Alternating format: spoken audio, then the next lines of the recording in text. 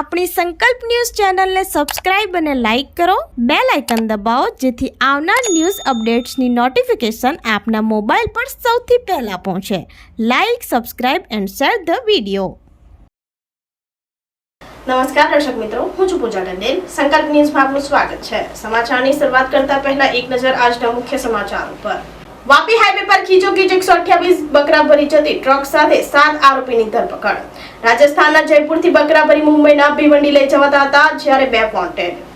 Vapi highway પર પોલીસે ગેરકાયદેસર બકરા ભરી જતી ટ્રકને પીછો કરી પકડી પાડી હતી. વાપી હિંસા નિવારણ સંઘના પ્રમુખ રાજેશ શાહે વાપી હાઈવે પરથી ગેરકાયદેસર પશુ ભરી ટ્રક જતી હોવાની વલસાડ પોલીસ કંટ્રોલને જાણ કરી હતી, જેને પગલે વાપી ટાઉન પોલીસે બલીઠા હાઈવે પર વોચ ગોઠવી હતી. તે દરમિયાન મુંબઈ તરફ જતી ટ્રક નંબર GJ 31T8306 ને રોકવા ઇશારો કરતા ચાલક ટ્રક હંકારી જતા પોલીસે પીછો કરી ટ્રકને વાપી હાઈવે પર ઝડપી પાડી હતી. ચાલક સહિત 7 શખ્સોની પૂછપરછ કરી ટ્રકમાં તપાસ કરતા ખીચોખીચ અને ક્રૂરતાપૂર્વક ભરેલા 128 બકરા મળી આવ્યા હતા. બાદમાં પોલીસે ચાલકને પશુ હેરાફેરી માટે પરમિટ પ્રમાણપત્ર રજૂ કરવા જણાવતા કોઈ પુરાવા રજૂ કર્યા ન હતા. પશુઓની ગેરકાયદેસર હેરાફેરી કરવા બદલ ચાલક મોહમ્મદ ઇકબાલ મસાક શેખ, ધરમપાલ સિંહ, ઓમકાર મલ, હીરાલાલ ખટીક, રામ અવતાર, રામચંદ્રજી બુનકર, રમેશ કુમાર માલીરામ ભાણ, સત્યનારાયણ લાડુરામ બુનકર, હેમરાજ સીતારામ ભડકારિયા, નરેન્દ્ર કુમાર, ઓમકાર મલ, હીરાલાલ ખટીકની ધરપકડ કરી હતી. પોલીસે પશુ ભરેલી ટ્રક જપ્ત કરી પશુઓનો કબજો વધુ સારસંભાળ માટે વાપી રાતા પાંજરાપોળને સોંપ્યો હતો.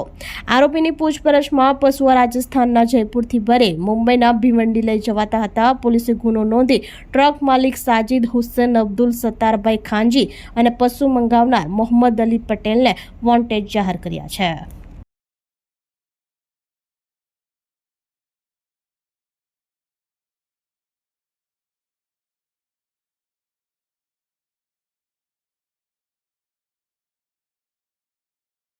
વલસાડમાં ઓપરેશન શીલ્ડ અંતર્ગત તિથલ સ્વામિનારાયણ મંદિરે હવાઈ હુમલાની સિવિલ ડિફેન્સ મોક ડ્રીલ યોજાઈ. 5 ઇજાગ્રસ્તને એમ્બ્યુલન્સ મારફતે સિવિલ હોસ્પિટલમાં ખસેડાયા, જ્યારે 20 લોકોને સર્કિટ હાઉસમાં ખસેડાયા. કેન્દ્રીય ગૃહ મંત્રાલયની સૂચના મુજબ જાહેર સુરક્ષા સુનિશ્ચિત કરવા સમગ્ર રાજ્ય સહિત વલસાડ જિલ્લામાં પણ ઓપરેશન શીલ્ડ અંતર્ગત જિલ્લા કલેક્ટર ભવ્ય વર્માના માર્ગદર્શન હેઠળ વલસાડના તિથલ સ્વામિનારાયણ મંદિર ખાતે હવાઈ હુમલાની સિવિલ ડિફેન્સ મોક ડ્રીલનું આયોજન કરાયું હતું. આ કાર્યક્રમના ભાગરૂપે સાંજે 5 કલાકે તિથલ સ્વામિનારાયણ મંદિર ખાતે હવાઈ હુમલાની મોક ડ્રીલનું આયોજન કરાયું હતું, જેમાં હવાઈ હુમલો થયા બાદ મંદિરે દર્શન માટે આવેલા 5 ઇજાગ્રસ્તોને યુદ્ધના ધોરણે એમ્બ્યુલન્સ મારફતે સિવિલ હોસ્પિટલમાં ખસેડવામાં આવ્યા હતા. સિવિલ ડિફેન્સના સ્વયંસેવકોએ ગણતરીની મિનિટમાં આવી પહોંચી હવાઈ હુમલામાં ફસાયેલા 20 લોકોને બસ મારફતે સલામત સ્થળે સર્કિટ હાઉસમાં ખસેડવાની કામગીરી બખૂબી પાર પાડી હતી. ફાયર ફાઈટરની ટીમ પણ સમય પર આવી પહોંચી આગ બુઝાવવાની કામગીરી કરી હતી. બુલેટ પ્રૂફ જેકેટમાં સજ્જ હથિયારધારી પોલીસ જવાનો અને કમાન્ડોની ટીમ ઘટનાસ્થળે આવી પહોંચી મંદિરને ચારે બાજુથી કોર્ડન કરી પર્યટકોને સુરક્ષિત સ્થાને ખસેડવાની કામગીરી બજાવી હતી. વલસાડ કલેક્ટર ભવ્ય વર્માએ સ્થળ ઉપર આવી મોક ડ્રીલની સમીક્ષા કરી હતી. વલસાડ પ્રાંત અધિકારી વિમલ પટેલ અને જિલ્લા પુરવઠા અધિકારી દીપક બારે ઇજાગ્રસ્તોની મુલાકાત લીધી હતી. Valsad DYSP K Varma, Valsad city PI DD Parmar અને રૂરલ PI BD GTI મંદિર પરિસરમાં સુરક્ષા તૈનાત કરી હતી. આ મોક ડ્રીલ દરમિયાન દરેક સંબંધિત સરકારી વિભાગ પોતાની ફરજ સમય મર્યાદામાં બજાવતા મોક ડ્રીલ સફળ રહી હતી. માન્ય સરકારશ્રીની મળેલ સૂચના અન્વયે જે ઓપરેશન શીલ્ડ અંતર્ગત આજ રોજ જિલ્લા વહીવટીતંત્ર વલસાડ દ્વારા આજે એક મોકડ્રીલનું આયોજન કરવામાં આવેલું, જે અંતર્ગત આ જે તિથલનું સ્વામિનારાયણ મંદિર છે ત્યાં એર સ્ટ્રાઇક થયેલા હતી 5 વાગે, અને તેના અન્વયે તાત્કાલિક ધોરણે જે જિલ્લા વહીવટીતંત્ર દ્વારા જે આયોજન કરવામાં આવેલું તો એમાં તમામ જે ફોર્સો તરફ પહોંચી ગઈ હતી, અને જે આગળ જે અવલોકન કરતા 5 લોકો જે ગંભીર રીતે ઘાયલ થયેલા હતા એમને સિવિલ હોસ્પિટલ પર પહોંચાડી દેવામાં આવ્યા છે, અને જે બાકીના 20 જણા સેફ હતા એમને તાત્કાલિક ધોરણે સેફ ઓપરેશન કરવામાં આવેલા છે. સેફ ઓપરેશન મોકડ્રીલ કરી મને કોઈપણ જાતની ક્ષતિ જણાઈ નથી, અને ઇવન જે મેં પોતે ધારેલું હતું કે મોટાભાગે જે આ મોકડ્રીલમાં જે સમયગાળો 10 થી 12 મિનિટનો થશે તેના બદલે આ ફક્ત 4 થી 5 મિનિટમાં ખૂબ જ સારી રીતે જે સિવિલ ડિફેન્સના જે વોલન્ટિયરો હતા એમણે કામગીરી કરી છે, અને 3 થી 4 મિનિટમાં જે આપણે ઓપરેશન પૂર્ણ કર્યું છે. વલસાડમાં ઓપરેશન શીલ્ડના બીજા તબક્કામાં રાત્રિના 8ના ટકોરે સ્વૈચ્છિક બ્લેકઆઉટ કરાયું. શહેરીજનો સ્વયંભૂ બ્લેકઆઉટમાં સહભાગી બન્યા. જાહેર માર્ગ અને તિથલ બીચ ઉપર અંધારપટ છવાયો.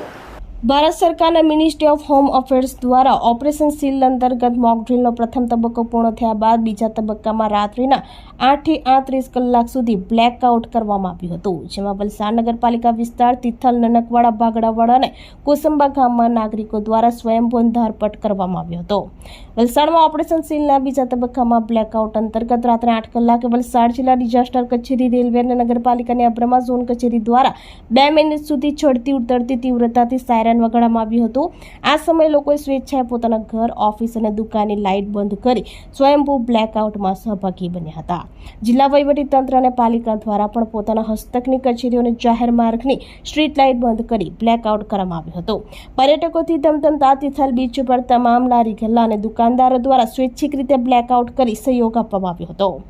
રાત્રિના 38 કલાકે બ્લેકઆઉટ પૂર્ણ થવાના સંકેત સ્વરૂપે ફરી સાયરન રણકતા બ્લેકઆઉટ સમાપ્ત થયું હતું. ત્યારબાદ નાગરિકો રાબેતા મુજબ પોતાની કામગીરી કરતા થયા હતા.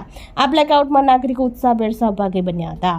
ઉલ્લેખનીય છે કે આ અંધારપટનો મુખ્ય ઉદ્દેશ્ય દુશ્મન દેશ દ્વારા જ્યારે હુમલો કરવામાં આવે ત્યારે ક્યાં હુમલો કરવો તેની તેઓને ખબર ન પડે એટલા માટે બ્લેકઆઉટ કરી લોકોમાં જાગૃતિ ફેલાવવાનો પ્રયાસ કરવામાં આવ્યો હતો.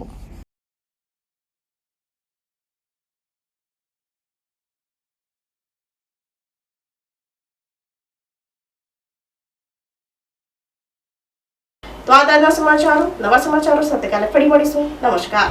આપણી સંકલ્પ ન્યૂઝ ચેનલને સબસ્ક્રાઇબ અને લાઇક કરો, બેલ આઇકન દબાવો જેથી આવનાર ન્યૂઝ અપડેટ્સની નોટિફિકેશન આપના મોબાઈલ પર સૌથી પહેલા પહોંચે. Like, subscribe and share the video.